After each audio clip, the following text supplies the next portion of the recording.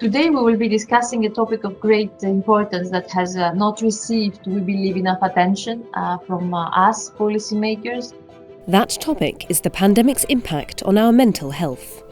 COVID-19 has not only affected our physical health, it's also had a major psychological impact. Professor Klaus Lieb has been pooling the results of studies from across the EU. Some of his findings were surprising.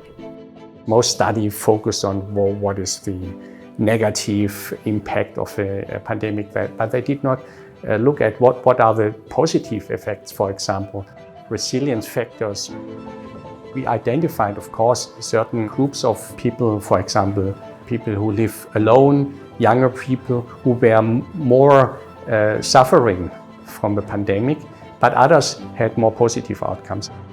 Marta Marchiniak and her colleagues at the EU-funded Dynamo project have developed an app to help vulnerable people. First, it asks you about your mood, so whether you feel happy, you feel sad, you feel lonely, you feel stressed. ReApp is a resilience training program based on the concept of reappraisal. Reappraisal is also one of the dynamic factors of resilience.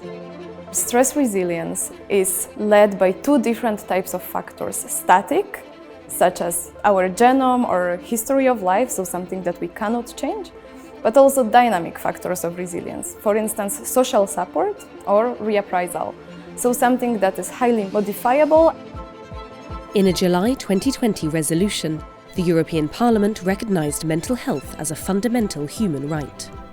We needed to understand how it affected citizens in order for us to, let's say, fine-tune our action plan and ensure that we will protect our citizens and we will understand how things are taking place.